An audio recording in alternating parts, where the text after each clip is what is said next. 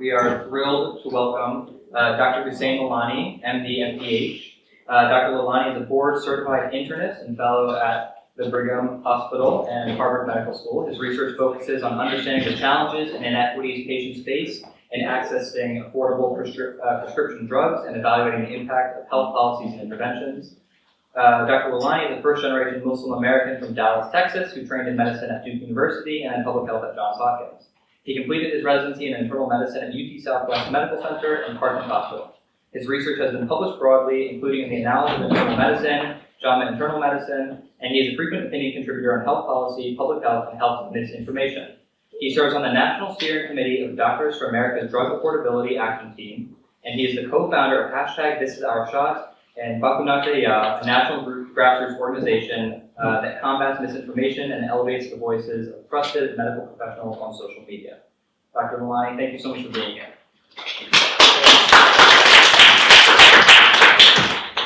Hey everyone, it's nice to meet you all. Please feel free to call me Hussain. Excited to chat with you all today. And so mostly we're going to chat about, well, a little bit about prescription drugs and then take some questions and hopefully engage. Obviously, this is a topic that is in the news all the time if you're paying attention, but I wanted to kind of start off and tell you a little bit about me first and kind of the things I do, and in case those pique your interest and you want to chat about them later. So yeah, what's the deal with prescription drugs? And I just want to thank one of my colleagues, Dr. Ben Rowe, who helped adapt some of these slides that I'm using. Just some quick disclosures, just let you read them if you're interested. And yeah, so this is me. Just during the pandemic, I was a frontline medical professional in Dallas at Parkland Hospital, taking care of patients with COVID and all other sorts of illnesses. And I show this to you because first and foremost, like serving patients and taking care of them is a big part of my life and what I love doing. I thought I'd be doing more of this, honestly, than I do now, and I'll tell you a little bit more about why that is in a second. But yeah, I was really inspired to go into medicine because of the challenges I saw my grandmother face and the bond that her doctors had with her and our family, and being there for people in their most vulnerable moments is just a really unique opportunity, and doing it during COVID was especially scary and challenging for a lot of people, but also exhilarating in ways. It was something new, and no one knew what was going on. So these are the three hospitals I worked at when I was in Dallas. One of them was a county hospital, serves mostly low-income Black and Latino people. Then there's the VA hospital, all military veterans, and then the private hospital, which kind of serves a broad range of folks. And as Hugh mentioned, I also, during the pandemic, started this nonprofit organization with some friends around the country that's called This Is Our Shot in Bakunate Ya. So I'm happy to chat about that at some point if you guys are interested in the social media trust building world.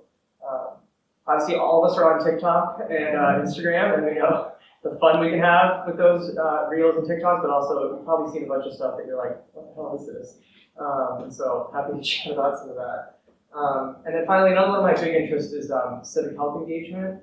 And if you're paying attention to what's going on in the world right now and wondering why things are broken and so frustrating, you probably have a sense that a lot of this is because of people in power and our leaders. And when I'm frustrated and thinking about how to change the world and make it a better place, my mind, after I pull my hair out and yell and scream, goes to trying to change things. And a lot of that is through civic engagement and getting people mobilized to vote.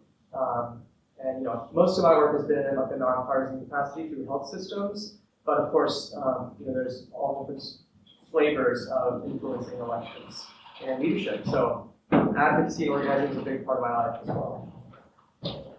All right, so I'm going to tell you a little bit more about my research and the research of our group. I'm really lucky to work with this group called the Program on Regulation, Therapeutics, and Law, or PORTAL, which, for those of you who know Sarosh, is a great group where we get to work together. And it's a bunch of doctors, lawyers, epidemiologists, and ethicists working together to try and understand the prescription drug market.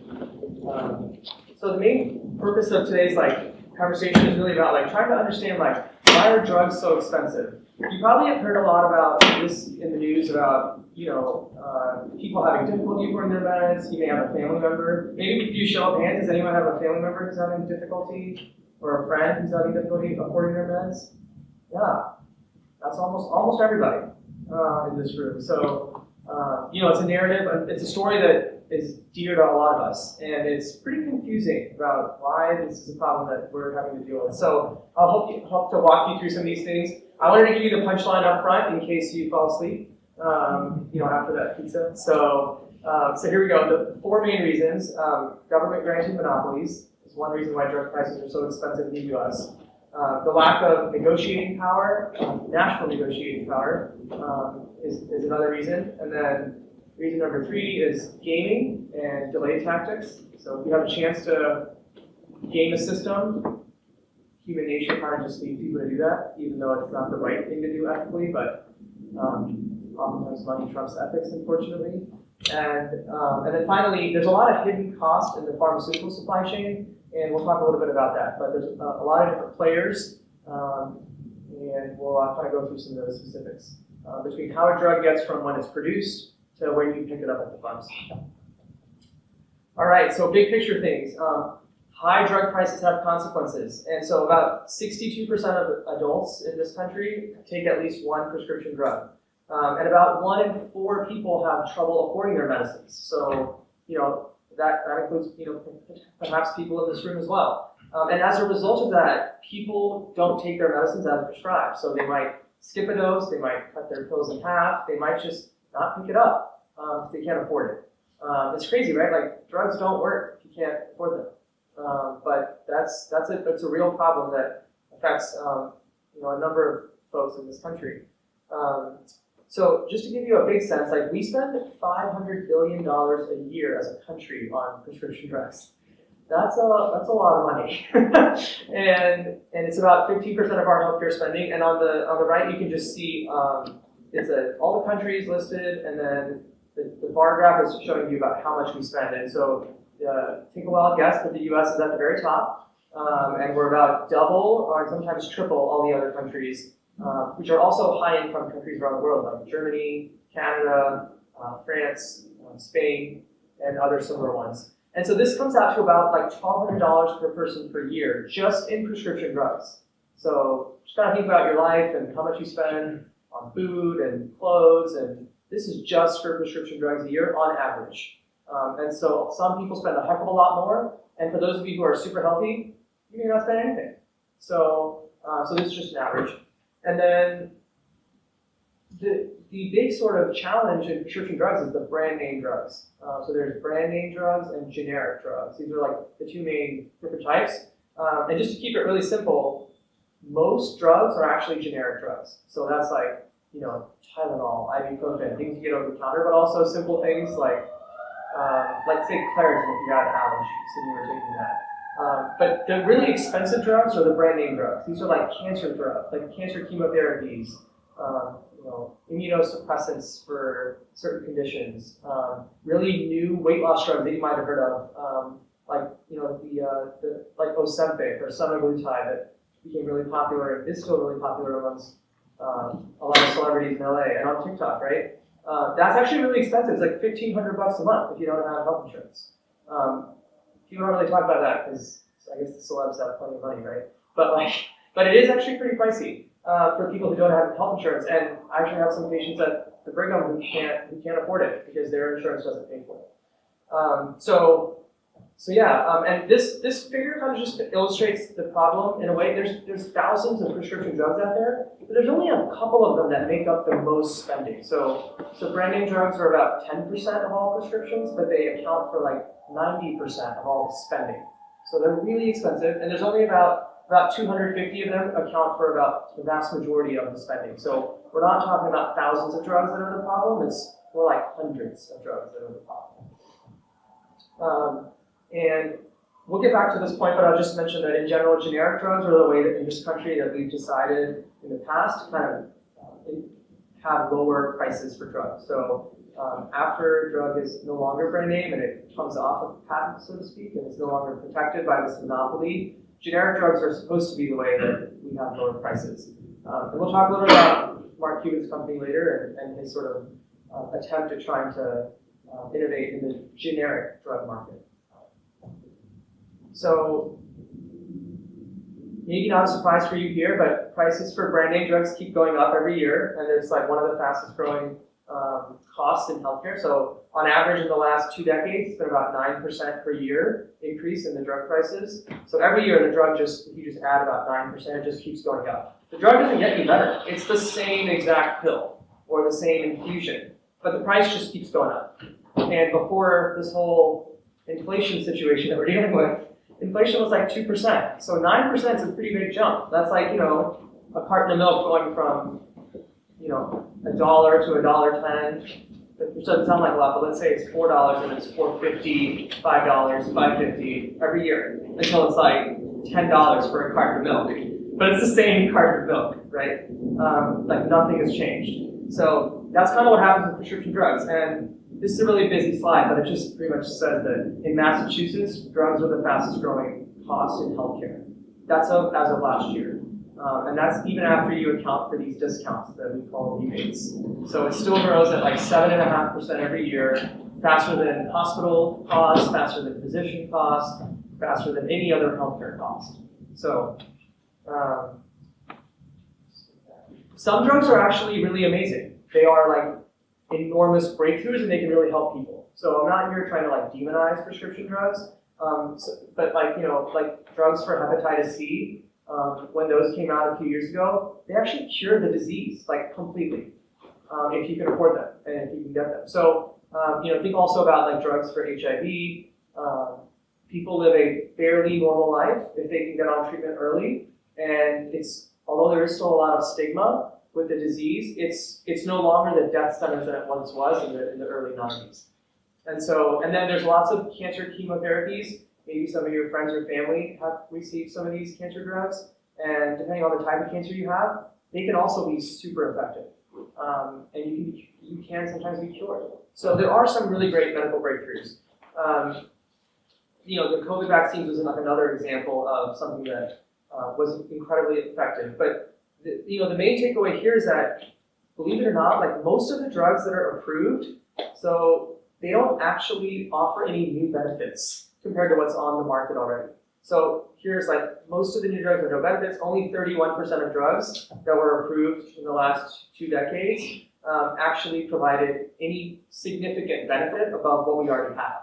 So yes, there are some blockbuster drugs that you probably hear about, like the weight loss drug on TikTok. It's actually a good drug for diabetes, but there's not that many of those. Most of the drugs that get approved are not that great. This is just a illustration of what happens. Yes, quick question? Yeah, the last slide, what does it mean according to Canada, Italy? Oh yeah, great question. Yeah, you're a fast reader. So we don't do this in the US. So what happens in the US is when a drug gets approved, it goes to the FDA or the Food and Drug Administration. You guys may have heard about this recently with the mifepristone case that is in the courts that's been making headline news. So the FDA's job is to determine if the drug is safe and effective, although they primarily focus on safety. And then in most other major countries, the second step is to determine, okay, once the drug is safe and effective, how good is it and what is it worth? How much are we going to pay for that drug? So that's like step 2. And that's done, most countries have that sort of step 2, and it helps them to figure out how much to pay. Because otherwise, how do they know what to pay? They just pay whatever the price is, right? And so that body that does that evaluation, it's called a health technology assessment group, but it's just a group that evaluates the value of the drug. So we don't do that, but Germany, Canada, France, Italy, they do that formally. We have groups in the US, including in Boston, if you're interested in this type of research and analysis. There's a group called ICER here, just down the street in Boston, that does these cost-effectiveness analyses. And so this data was taken from an analysis that was done by these other groups around the world. But same drugs, yeah. Just to help you to understand that the drug life cycle is really long. So it takes a while to invent the drug, but it also takes a while before the drug becomes generic. And so these are just like 4 major steps along the pathway. So the big picture, step 1 is we have to go through the science process. We gotta like discover the drug, make it in a form that can be taken by humans. We have to test the drug and make sure it's safe. So that's all under step one, of that pink area, under innovation. And then step two is the monopoly phase in this figure, which is where one company gets to set whatever price they want. So as, what was your name again? Layla. As Layla said, we talked about earlier, we don't actually have a way of determining value consistently in the US. So we actually pay whatever the drug companies want us to pay, which is kind of dumb, right? So we pretty much do that. There's some negotiations, and we kind of pay that price. And by we, the government, your insurance company, other people, other insurers and healthcare pay that. That's the monopoly period because, well, one entity primarily determines the price of the drug. And we'll see there's some sort of exceptions. And then the third phase is the competitive phase. And this is the space where competition comes in and it's supposed to ideally lower the cost of drugs. So in the US, we have a market-based system or capitalism. And in capitalism, we believe the premise is that competition brings out the best of people and lowers costs. But as you'll see, that's not always the case. And there's a lot of gaming and skirting the rules in order to maintain your monopoly. So it's kind of like playing Monopoly, if you guys do that. If you can collect money at go every time and no one's going to stop you, what's incentivizing you to help someone else, right? Or take a turn off. You're not going to do that. So that's kind of the situation here. So at every step of the way, there's ways in which the process gets delayed in favor of more money and more profits and less benefit to patients and people. So the next couple slides are just running through some ways in which this happens. I'll go through them fairly quickly because they're a little more esoteric. But the idea is that every step there's a way to delay or influence the process in a way that helps the stakeholder, usually the drug company, in maintaining its product and its monopoly. So step one is the sort of process here is how we approve a drug. So we talked a little bit about how the FDA's job is to approve prescription drugs. But over time, what they've done is they've actually decreased the standard that they set in order to approve a drug. So that's like saying everyone that gets, initially let's say the standard was really high. So you have to get a 90% on your test in order to pass. And in order to actually get a good grade. We're going to be happy. But they've lowered the standard over time, and you could say it's come down a fair bit. I don't know, maybe 50%, 30%, depending on who you ask. And the way they've done this is through, and you can this is just a slide that helps you to see this sort of in action. So over time, you can see that the bars are all going down in these major categories of elements that are really important when we study prescription drugs. So randomized controlled trials are becoming less frequent when drugs are approved. Double-blind studies are becoming less common. Active comparators are less common. And then the one thing that's going up are these surrogate endpoints. A lot of technical jargon, but I'm happy to answer your questions about that at the end as well, if you guys are interested. Step two is related to another sort of part of the process where there is changes that benefit the pharmaceutical industry are these special expedited pathways. Essentially, drug companies have for a while said that, and some patients and patient groups have wanted cures to come faster.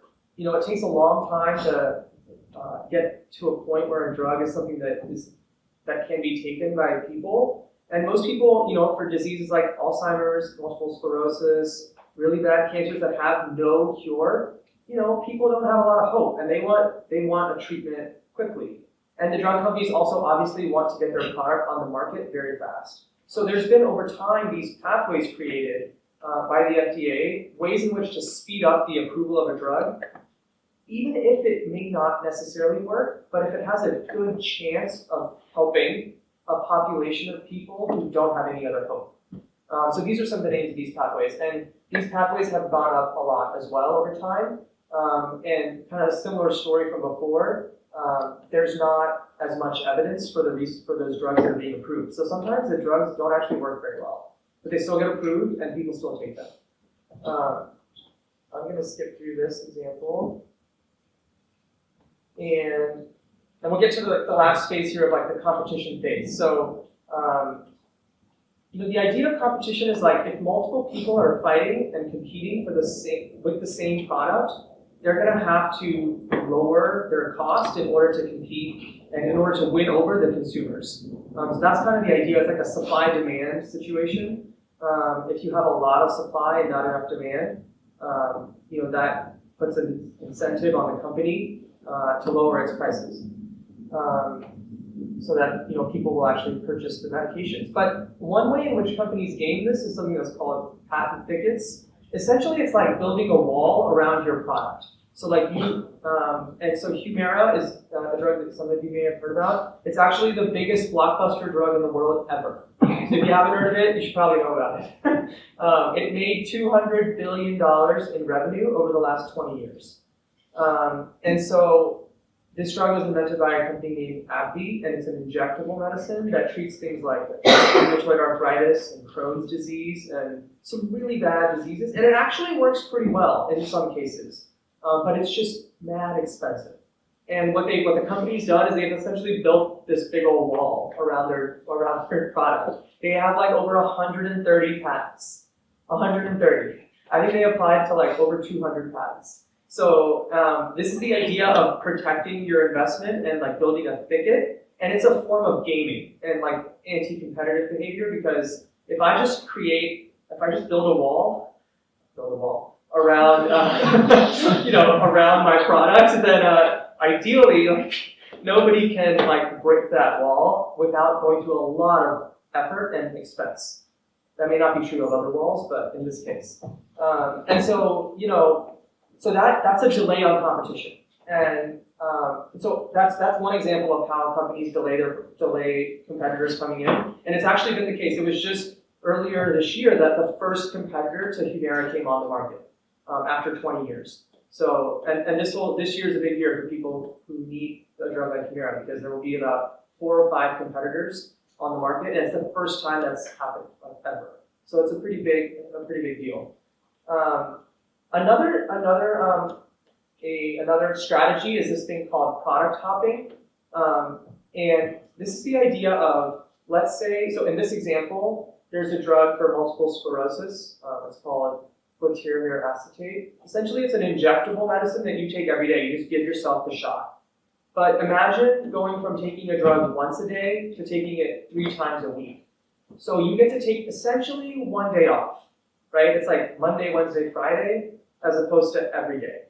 So essentially what this company did, they produced a drug that was once a day, and so that was kind of what you see in the dark green on the far left, and that had its patent and its monopoly for many, many years. And then, just as the patent was about to expire, they introduced a new drug that it's the same drug, just formulated a little differently, and you take it every other day or 3 times a week, as opposed to every day. And they were really smart. They switched everybody over to that medicine by doing a lot of marketing to doctors, to pharmacists, to hospitals.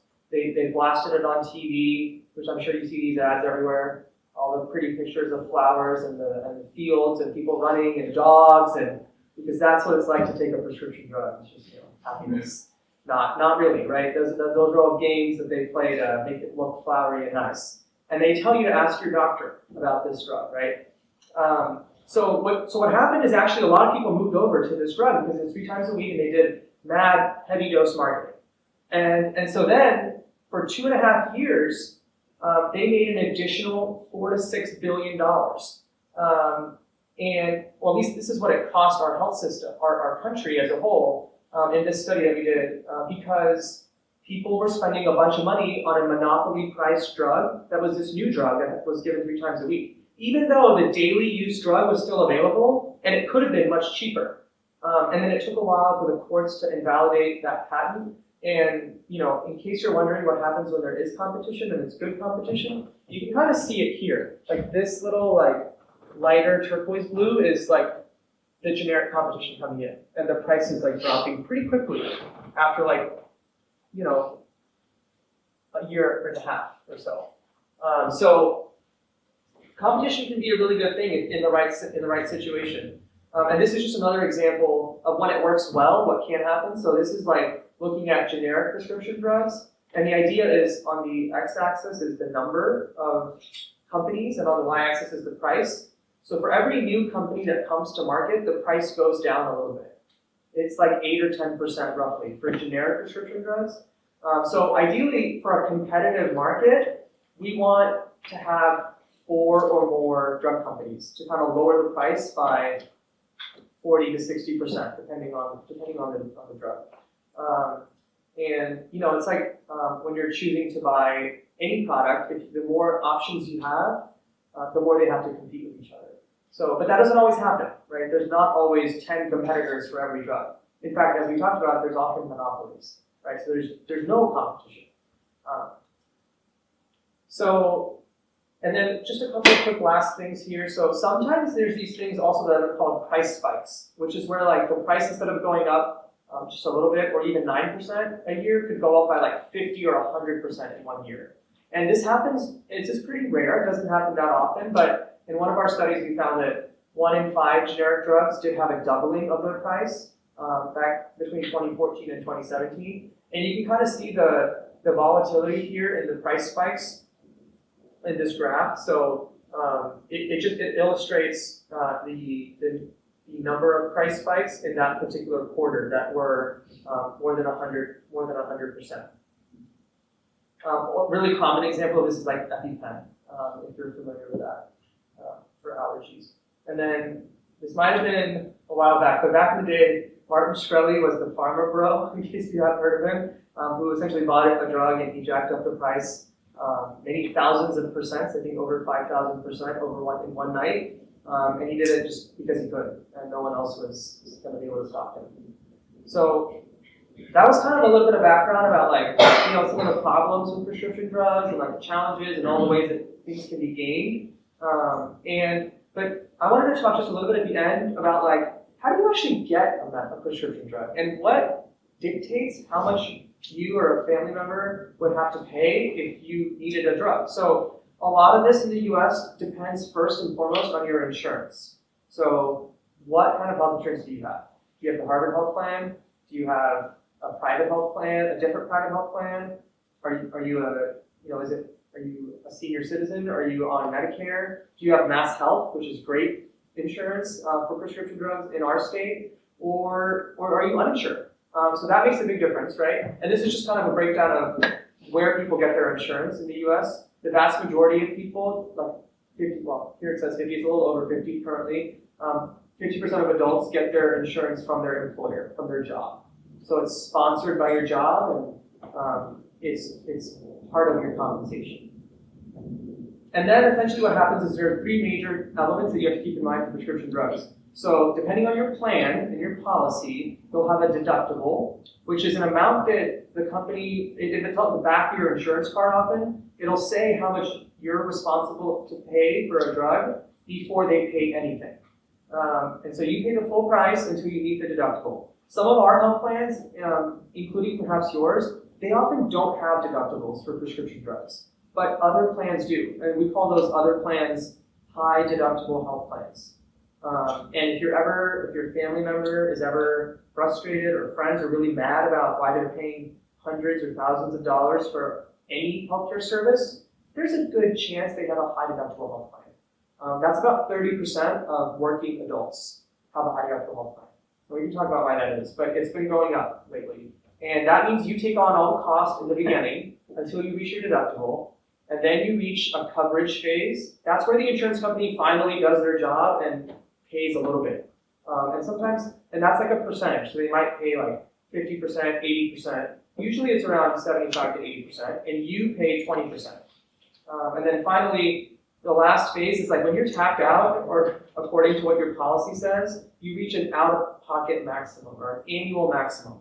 And that's like a stop sign. That's like, okay, you don't have to pay anymore, but we probably bankrupted you by now. So we'll take care of all the other costs. Okay, that's kind of how it works for drugs. And it kind of depends on which drug you need, what kind of coverage you have, and where you are in this process. That determines how much sense. This is data from some employer data where they essentially surveyed a bunch of people and companies about how much do you pay on average for a prescription drug. And there are different tiers of drugs. So the cheapest drugs are often generic drugs in the first tier, and the average copay is about $11. which isn't really that much, right? But if you look at the fourth tier, which is the highest tier in this example, it's about 116. And then these are like average prices. And as you can see, the co-insurance amount, which is that portion that you pay versus what the company pays, the co-insurance amounts are often higher as you get to a higher tier. So you're paying more for an expensive drug as you go up the tier in this case. Let's get past this slide, but you guys may have heard about the Inflation Reduction Act. Actually, let me go back just to share this with you. So for people who have Medicare, which may be parents or grandparents, or anyone that has a disability that qualifies, they are going to be receiving, and they have started to receive a lot of relief when it comes to prescription drug prices with this new landmark law that just got passed last year called the Inflation Reduction Act, or the IRA, not to be confused with the IRS as we approach tax day. But they have these new benefits here, which are listed on the slide here. So we're going to be capping the amount that people pay total for prescription drugs at $2,000 a year. To me, that still sounds like a lot of money. I don't know about you, but like, $2,000 is still a lot, but there are people now that pay significantly more than that, in the like $5,000 to $10,000 range. So anyone that's paying more than that will receive relief, but wait, not until 2025. So that's when that provision goes in place. But what has happened now is that insulin costs are capped at $35 a month. There are some gimmicks to that, so we can talk about that if you're interested. And so that's the cost to the patient when they pick it up at the pharmacy should be no more than $35 per month per type of insulin that they're on, assuming they meet a certain dose standard. And then vaccines are free for Medicare patients as long as they're recommended. So those are some things that have happened, and there's a couple other provisions as well that have happened. But just to give you a sense, if you stay in touch with prescription drugs over the next few years while you're here and when you go on to your first jobs, this law takes a long time before it rolls out the provisions. So it's a slow rollout. And so, the big piece of the law that people have been talking about is the ability of Medicare to finally negotiate drug prices for the first time in its history. And that the process is starting now, but it won't actually go into effect until 2026. So you can kind of see it up here. This whole bar from 2026 to 2029, this is where the negotiation happens. And mind you, it's not very many drugs. So it starts with 10 drugs, and then adds 15, adds another 15, and adds 20. So at the end of 4 years, we're at like 60 drugs, which is not very much if you think about it. There's about 50 or so new drugs approved every year. And as we saw, there's like that top 300 and 500 that are a problem. So it's going to take us a long time to get there if we're only going 10 at a time, But this was a lot of lobbying efforts by the drug industry, which is, they have 3 lobbyists for every member of Congress in DC. So they watered down the bill a little bit before it got passed. Still a very big win because we hadn't had something like this. And then this is kind of the last piece here, talking about the pharmaceutical supply chain.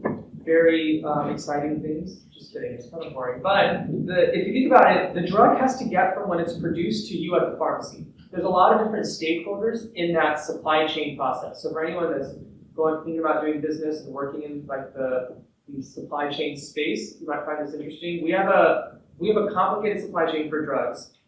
The drugs are made by the drug company, the manufacturer. They're then sold to step number 2, which is here, the wholesaler. This is for retail prescription drugs, for pharmacy drugs. So not for drugs that you get at the hospital or in the clinic. Those are a little different. But drugs that you pick up at a pharmacy, they're bought by a wholesaler, and then the wholesaler sells them to the pharmacies, like to the CVS's and Walgreens and even the Harvard Pharmacy. And then, we as the consumers are right here, actually. This is the beneficiary or the patient. And you pay premiums to your health insurance plan, and the health insurance plan hires another person, a middleman, called the pharmacy benefit manager. And their job is to negotiate contracts on behalf of the insurance company. They also are the ones that decide how the tiers of the drugs are set. They decide what's called the formulary, or like what's covered. So anyways, the pharmacy benefit manager then pays the pharmacy.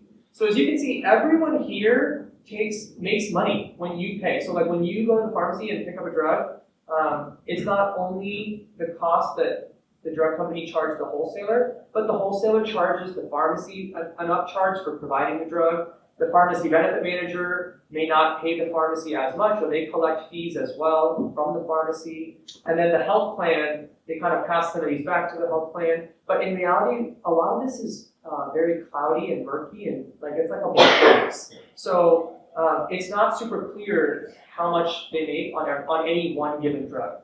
And that's why the Mark Cuban company has been a really interesting innovation, because they are being very transparent with pricing. And I'll get to that in just a second. One thing to know though about these pharmacy benefit managers, or PBMs, is they kind of, in their negotiating role, they kind of decide which drugs you can even get access to.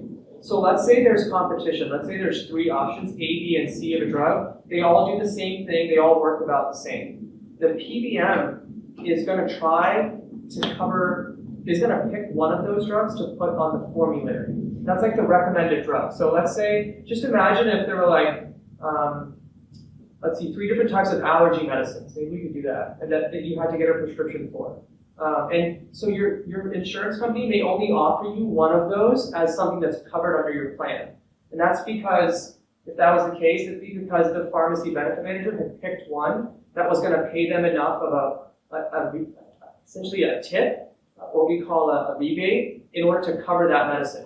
And so this chart here shows you how many drugs are not included in the formulary. And as you can see, like from 2018 to 2022, so many more drugs, like up to, in this analysis, 548, are not even covered by the formulary. So they could be available, but because the middleman, the pharmacy benefit manager, says, you know what, I'm going to pick this option and not these options, you don't get access to those options when you go to the pharmacy, and your doctor may have to prescribe a different drug, or you might have to fail a therapy until you get that option. So I know it sounds kind of like weird and doesn't make sense, but that's kind of some of the games that get played that we don't actually see very often, but that impact people's lives.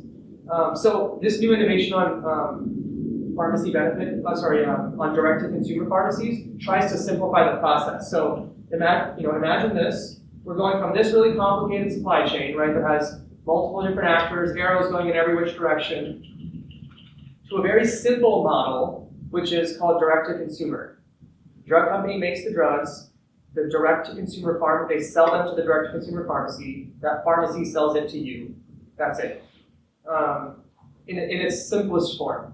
So this pharmacy in the middle, is essentially the only middleman, so to speak. The supply chain is a lot simpler. There is no wholesaler in this example, because the direct-to-consumer pharmacy also serves as a wholesaler. And there is no health insurance, there's no PBM. But the challenge with this is that there's also no health insurance. So you have to pay out of pocket for every drug. Sometimes that's fine. If it's a cheap drug, $5, $10, $20, if it's going to help you, if it's an antibiotic that you need for a sinus infection, that's pretty simple. But what about like a cancer drug that's like $5, $10, $20,000? No insurance. That adds up, right? It's a lot of money, and people don't usually have that. Most people don't have that in this country. So, we did this analysis looking at the Mark Cuban company at the end of last year, where we tried to see Mark Cuban offers, they buy drugs directly from generic companies, and then they sell them on their website. You can't pick them up in person. There's no in-person Mark Cuban pharmacy. It gets mailed to you. But they offer very transparent pricing, and all these different colors show the different components of what we've been talking about. So how much does it cost to make? How much does it cost to fill the prescription? How much does it cost to ship it? And then what's the total cost? And so we found that Medicare could have saved about $3 billion if it bought drugs at Mark Cuban prices in this very small sample of generic medicines. And so, I know we've gone through the whirlwind tour here of drug pricing, but I'll just go back, summarize here for you the 4 main reasons why drug prices are so expensive in the US. Government-granted monopolies that we talked about, one of those 3 steps in the development process. the lack of negotiating power, which we kind of talked about a little bit with the Inflation Reduction Act, and how every insurer does their own negotiations. We don't pool like the 330 million Americans as one entity when we go buy drugs. We have like all these small pools of negotiation. We talked about number 3, the delay tactics in gaming that drug companies do. And then finally, we talked about number 4, the hidden costs in the supply chain. So, yeah, hopefully that was educational. Okay, so thank you so much, Dr. Lalani. That was excellent. It was, I think really great to have some clarification about how the system works. It is such a black box, as you said.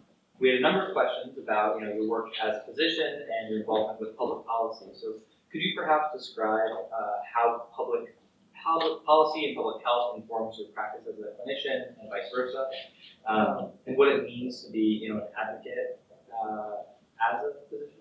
Yeah, thanks. That's a great question. I kind of touched on this at the very beginning. I went into medicine because I initially thought that I wanted to be there for patients and serve them, like in their most vulnerable moments, like my grandma's lung doctor was for her. But I realized that there's so many challenges to actually doing that in real life.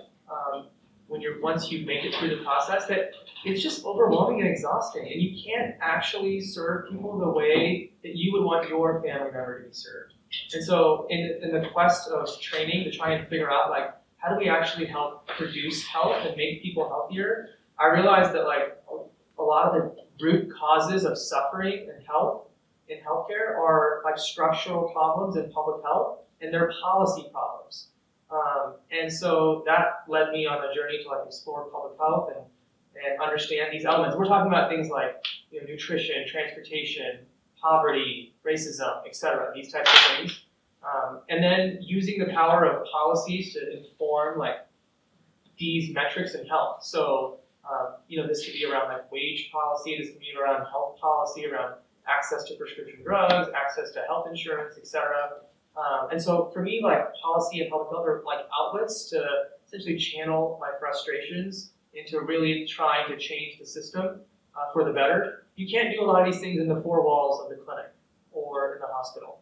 In those settings, we try to do the best we can with the resources and tools we have. But then people go home into the real world, and they're affected by all the factors that you guys are affected by as well, and that your families are. And so if you want to change population health and really make a broader impact on people's health, it's the long game, but the primary way of doing that is instead of doing it like one-to-one, you still do some one-to-one, but it's the one to the masses through policy. It's just messy. That's the hard part. So to me, like advocacy is really important because when you unite the power of all of us together on a shared message, you can really make a meaningful difference. Whereas like one of us individually, probably wouldn't be able to do that. So it's just a lot more fun as well to be able to work with people and share what you believe in and try to make the country what you'd like for it to be. Great. Thank you so much. And so off that a little bit, could you describe your experience with Dr. Nathaliah and Hussain, how those organizations work and how they can serve as a model for future organizations, either by clinicians or associated with clinicians, to advocate for patients? Yeah, that's a great question. I actually brought some extra slides. I'll just show you these real quick, just a couple of them, so you can. Let's see.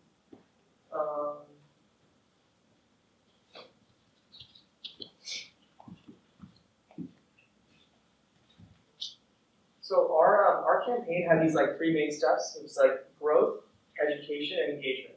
Anytime you start an advocacy campaign, you need to have a strategy. And the strategy, you have your goals, and then you have your sort of strategy of how you're going to try to get there. So for us, it was these 3 main steps. And there was a lot of community organizing happening, but I'll run through it briefly. We had a team of a bunch of allies organizations. So these are some awesome people I get to work with from around the country, doctors and nurses from everywhere. This is our Spanish-speaking team. And then we partnered with a bunch of organizations. That was the growth part. That's like the power of bringing the collective together around the shared goal of trying to spread more accurate health information on social media and in communities. We use that to leverage that by training people on how to do it effectively, using this sort of program model Essentially, we monitored the garbage on social media, which is called monitoring or active monitoring. We then developed messaging in real time, trying to preempt the bad stuff and also respond to the good stuff, the stuff that was circulating. And then we essentially disseminated that via the network of thousands of health professionals who were then sharing it in their own voice on social media. You may have seen some of our stuff on social media. We were the vaccine selfie group. We catalyzed this movement initially where a lot of healthcare providers were taking selfies after they got the first COVID vaccine. And they're telling their own story. And that's another sort of takeaway about organizing is stories are powerful. I hope I didn't bore you to death with all the data today, but in real life, people don't pay attention to the data very much. They care more about the stories and emotions. And so, and as you've probably seen on TikTok and Instagram, those are the things that get your attention too, are the real, raw stories. And even the funny stuff, right? They have their stories within them as well.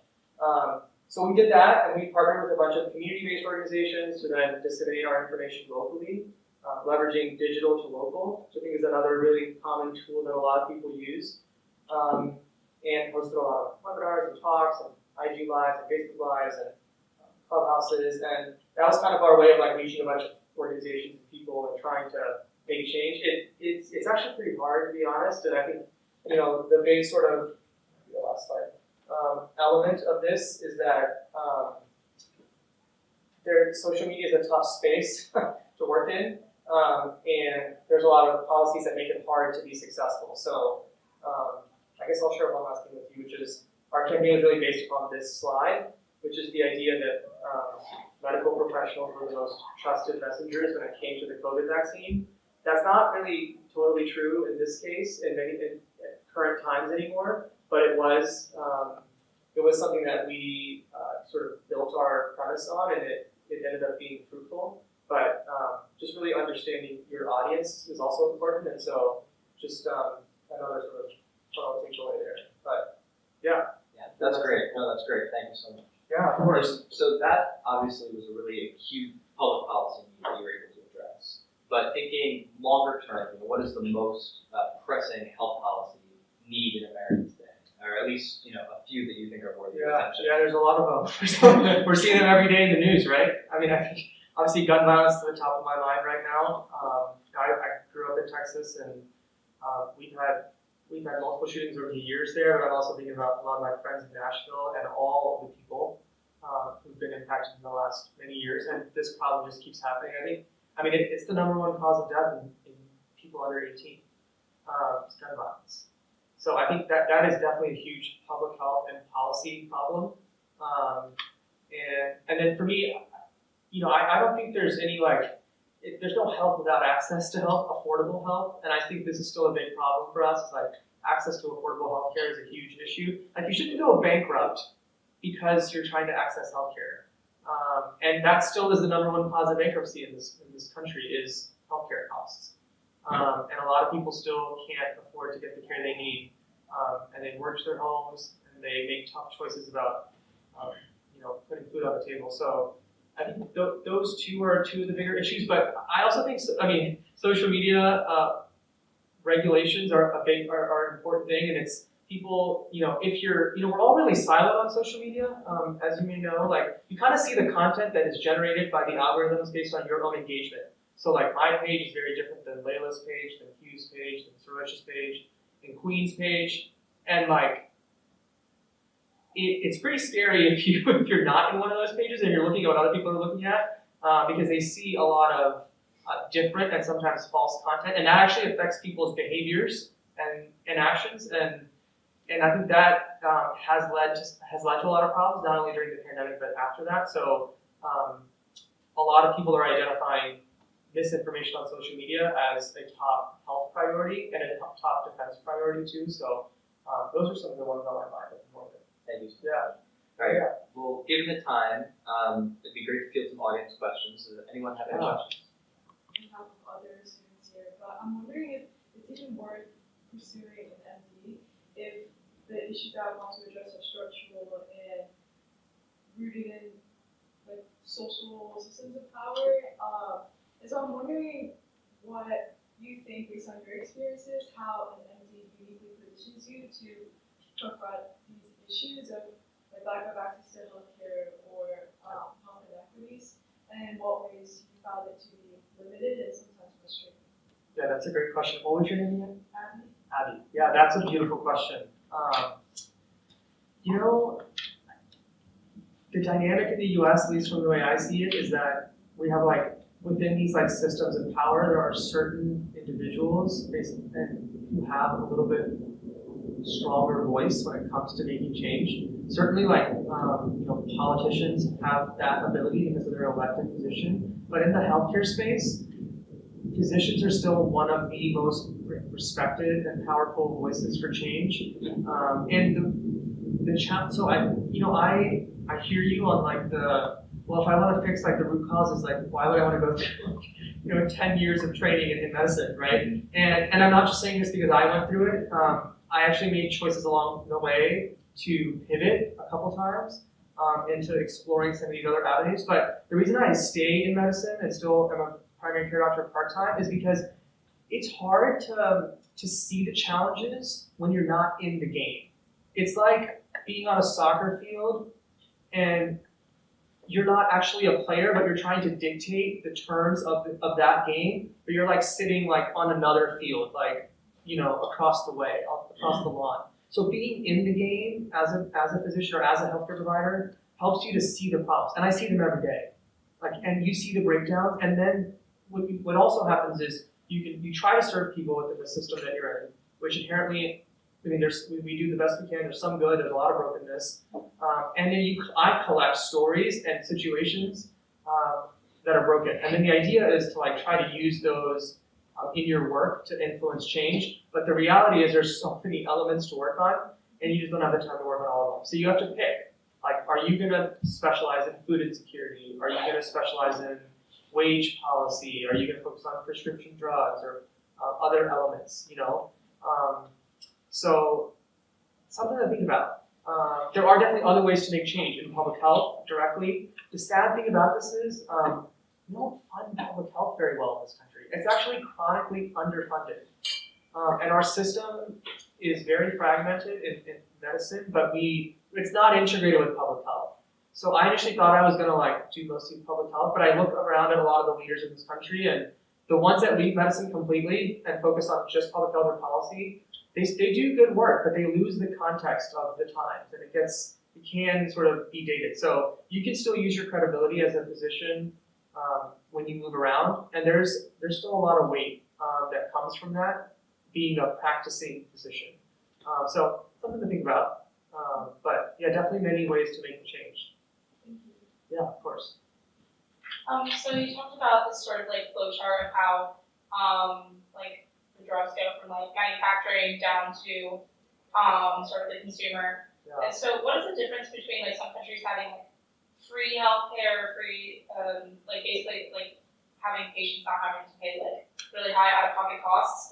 What does their flow chart look like compared to the United States? And can we implement how can we implement those sorts of changes into the current system? Yeah, that's a great question. What was your name? Olivia. Olivia. Yeah. Another wonderful question.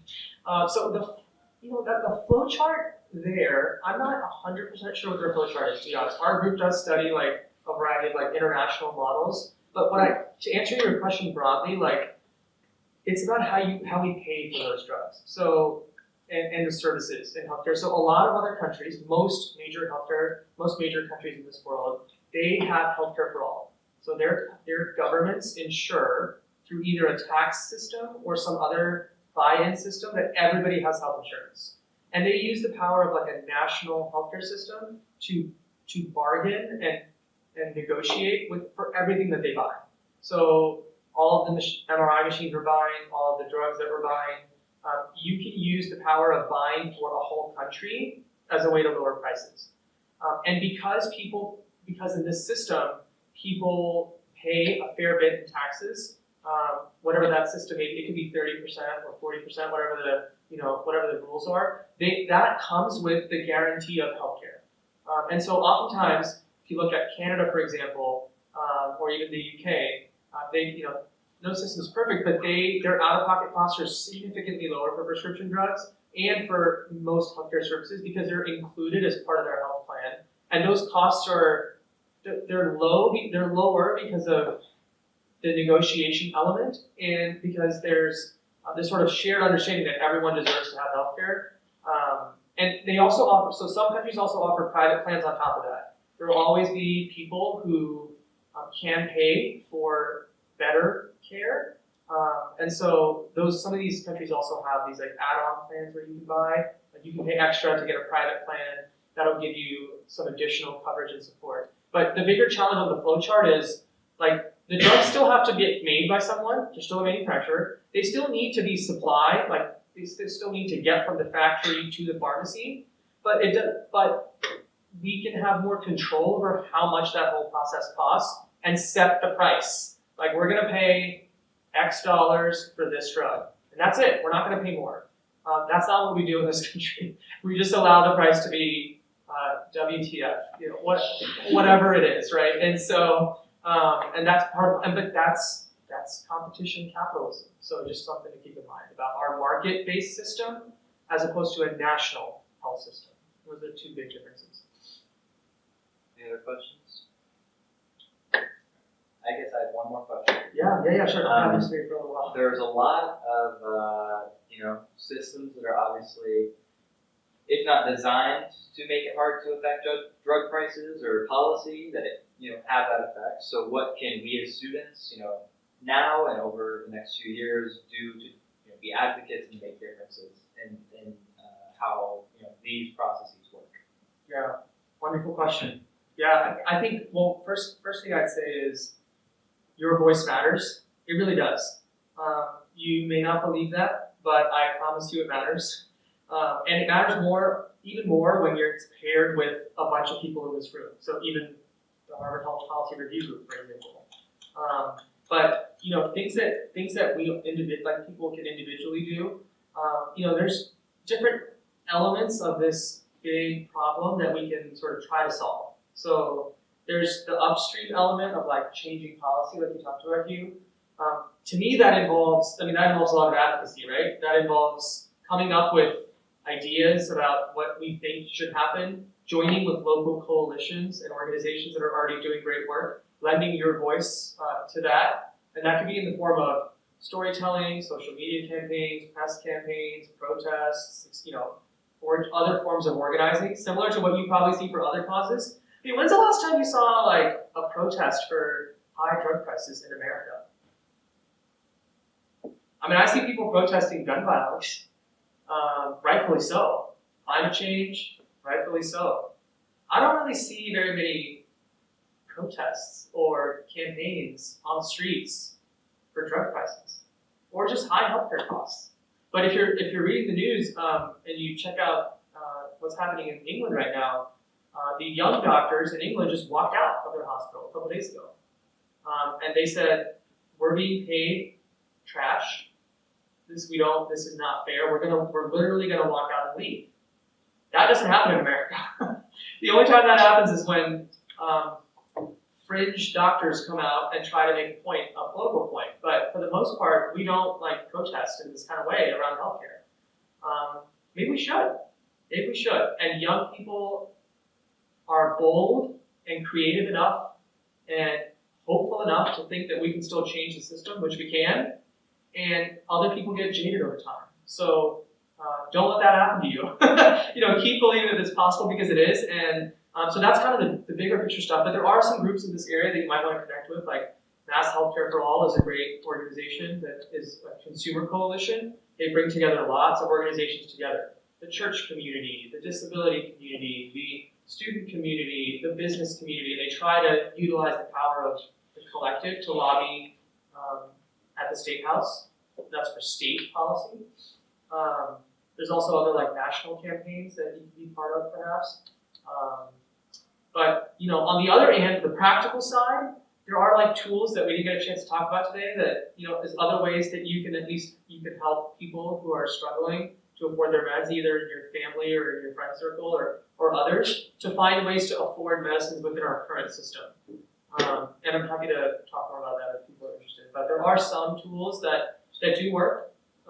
They're not perfect, but people don't have to necessarily pay thousands of dollars for all these medicines. There are ways, complicated ways, but there are ways to lower their costs. They just take a lot of time, and some of them don't take that much time. They just take some time and some knowledge on how to do it, and you can do it very easily. Y'all are all smart, and so yeah, that's how I think about it. Yeah, for sure. Does anyone else have any questions? Well, if not, I think that's what we'll call it. So thank you Awesome, so much. yeah.